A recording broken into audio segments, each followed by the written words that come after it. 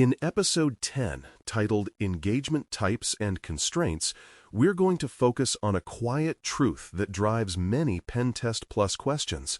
The engagement type is not just a label. It changes the goal, the methods that make sense, and the amount of risk the client is willing to tolerate. When candidates miss these questions, it's often because they treat every scenario like a generic penetration test and then pick the most technically exciting option, even if it does not match the type of work being described. Engagement types shape what evidence matters, what success looks like, and what constraints should dominate your decision-making, especially around disruption, data handling, and permission boundaries. Once you learn to recognize the type quickly, you can predict what kinds of actions are appropriate and which answers are likely traps. The aim here is to give you a mental map that ties each engagement type to an outcome goal and to the constraints that typically govern it. Network testing is often centered on exposure mapping, identifying weaknesses in reachable services, and validating access paths in a controlled way. The goal is usually to understand what is reachable, what is misconfigured or vulnerable, and what an attacker could realistically accomplish through those network pathways. In exam scenarios, network testing language often includes hosts, ports, services, segmentation, and trust boundaries, and the correct answers tend to prioritize reachability, enumeration, and safe validation steps that build evidence. Constraints commonly include uptime requirements and monitoring sensitivity, because network activity can be noisy and can affect production systems if done carelessly. A professional network test also respects scope lines tightly, because networks are interconnected and it is easy to touch adjacent systems unintentionally. When you identify a scenario as network testing, you should expect the best answers to focus on controlled discovery and access validation, rather than immediately assuming deep exploitation is required. Web application testing shifts the emphasis toward inputs, sessions, access controls, and logic flaws, because the attack surface is often the application behavior rather than the network plumbing. In these scenarios, the test is concerned with how the application processes requests, how it manages state and identity, and whether business logic creates paths to unauthorized actions. The exam will often hint at this engagement type through language about logging flows, session behavior, parameters, role differences, or unexpected application responses. Constraints here often involve protecting production data and avoiding disruption to user experience because web apps are frequently customer-facing or business-critical. Evidence handling becomes more delicate because application testing can easily encounter sensitive records, so minimum necessary collection matters. When a scenario is clearly web-focused, answers that emphasize understanding behavior and validating access control assumptions usually fit better than answers that treat the problem as a pure network exercise. API testing is related to web application testing, but carries a distinct emphasis on authentication flows, authorization checks, and data handling discipline. The goal often centers on whether the API enforces identity and authorization correctly, whether requests can be manipulated to access data improperly, and whether sensitive data is exposed through responses or logging pathways. Pen Test Plus may describe endpoints, tokens, request and response behavior, or data returned in ways that seem excessive, and those cues point you towards an API engagement mindset. Constraints are frequently shaped by data sensitivity, because APIs often serve as a conduit to valuable records, and accidental overcollection can create risk. Rate limits, monitoring, and client expectations can also constrain how aggressively you validate behavior, especially if the API supports operational systems. When you recognize API testing, the best answers typically focus on controlled validation of identity and authorization behavior while protecting confidentiality. Wireless testing is defined by configuration weaknesses, client behavior, and the risks introduced by rogue or unmanaged elements, and it often comes with stronger safety and consent constraints. The goal is usually to evaluate how wireless access is configured, how clients connect and behave, and whether the wireless environment could be abused to gain access or disrupt operations. Exam scenarios may reference wireless access points, client connectivity patterns, or suspicious devices that appear to be imitating legitimate infrastructure, and those cues change what best means. Wireless constraints often emphasize legality and physical proximity because wireless signals extend beyond walls and can cross boundaries you did not intend to cross. The risk of disruption can also be higher because wireless conditions affect real users and operations in ways that can be immediately visible. When a scenario is wireless, the most appropriate choices often show extra attention to scope, consent, and minimizing disruption to legitimate connectivity. Cloud testing focuses heavily on identity permissions, storage exposure, and configuration errors, because cloud risk often lives in misconfiguration rather than in classic service vulnerabilities.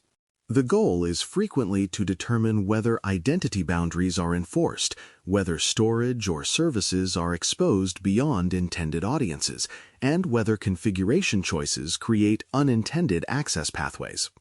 Exam prompts may hint at cloud context through language about hosted services, shared responsibility expectations, identity roles, or exposed storage, even if the prompt is brief. Constraints often include the fact that cloud environments may be governed by platform rules, business-critical dependencies, and monitoring that is designed to detect unusual behavior quickly. Data handling constraints are also significant because cloud services often centralize sensitive records and the blast radius of mistakes can be large. When you recognize a cloud scenario, the best answers often emphasize validating configuration and permissions safely, rather than assuming on-host exploitation is the main path. Mobile testing introduces a different set of goals around data storage, permissions, and device posture issues because mobile environments blend application logic with device-level constraints. The goal often includes determining what data is stored on the device, whether permissions are appropriate, and whether device posture or configuration could allow unintended access.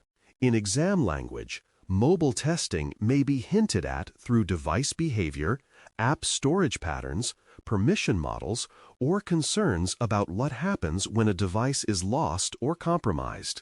Constraints here often involve privacy, user safety, and the practical reality that devices may be personal or mixed use, which increases consent and data handling sensitivity. The impact of collecting too much evidence can be higher because mobile artifacts may include personal data not relevant to the engagement objective. When you identify mobile testing, you should expect the best answer choices to reflect careful evidence discipline and an awareness of how device context changes risk. Physical and social testing comes with some of the strongest constraints because safety, consent, and documentation needs are central rather than incidental. The goal is often to evaluate how human behavior, physical controls, and process discipline can be used to bypass intended protections, but that goal must be bounded carefully to prevent harm or panic. Exam prompts that involve physical access, impersonation, or human interaction often include explicit consent boundaries and escalation requirements because mistakes in this domain can create real-world consequences quickly. Documentation is critical because actions may be questioned immediately, and clear proof of authorization protects both the tester and the organization. Safety is also dominant because physical actions can create hazards, and social actions can create reputational or emotional harm if handled poorly. When you see a scenario that involves physical or social elements, the best choices usually prioritize consent, clarity, and non-escalation over cleverness. Operational constraints vary across engagement types, but some themes appear repeatedly: uptime requirements, monitoring sensitivity, and change control discipline. Uptime requirements shift you toward low-impact validation and careful sequencing, especially when systems are customer-facing or critical to operations. Monitoring sensitivity changes how noisy certain actions can be and can influence what safe looks like in a scenario, even if your intent is legitimate. Change control and change freezes add another layer, because testing can collide with scheduled maintenance or controlled periods where unexpected behavior is unacceptable. These operational constraints often show up as short phrases in prompts, but they are often more important than the technical detail when you choose between two plausible options. A mature answer respects operational reality because real organizations value continuity and trust as much as discovery. A major exam trap is mixing methods across engagement types without permission or proper boundaries, because it's all security testing is not a valid justification. Techniques appropriate for one type can be inappropriate for another, either because they are too disruptive, because they collect data in a risky way, or because they cross the intended objective. For example, a scenario framed around web behavior does not automatically justify network-wide probing, and a scenario framed around wireless posture does not automatically justify pivoting into unrelated systems.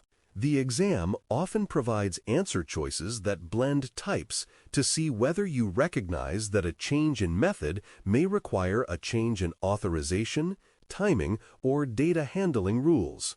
The professional model is to stay aligned to the engagement type and to escalate for scope changes when a different type of testing becomes relevant. When you keep this in mind, you will reject answers that look powerful but drift beyond what the scenario authorizes. Now, walk through a scenario selection moment, because choosing the most appropriate engagement type is often the hidden question behind what should you do. Imagine a client describes intermittent unauthorized access reports, mentions inconsistent behavior in an application's login flow, and emphasizes concerns about session behavior and role boundaries, while providing no focus on network segmentation or host exposure. The most appropriate engagement type in that narrative is web application testing, because the clues point to application logic, sessions, and access controls, rather than to network-level reachability as the main issue. If the same client instead described unknown hosts responding in an internal segment and asked you to map exposure and validate access paths without descripting operations, that would more closely match network testing. If they described suspicious wireless connectivity and devices connecting to an unexpected access point, wireless testing would be the best frame. The exam expects you to read the story, identify the domain of the problem, and choose the engagement type that fits the cues, rather than defaulting to a generic approach. Constraints also shift your next step within any engagement type, and this is where safe confirmation versus aggressive proof becomes a practical decision. In a sensitive environment with uptime requirements and strong monitoring, the next step after identifying a suspected weakness is often careful confirmation that avoids disruption and avoids collecting excessive data. In a controlled test environment with explicit permission for deeper proof, the next step may move further toward demonstrating impact, but it still must remain controlled and aligned with objectives. The exam's best answers are usually those that show you understand how constraints reshape sequencing, not just what tools exist. When you see constraints, you should ask yourself what a careful professional would do to preserve stability and trust while still moving the objective forward. That question often leads you to the answer choice that feels measured rather than impulsive.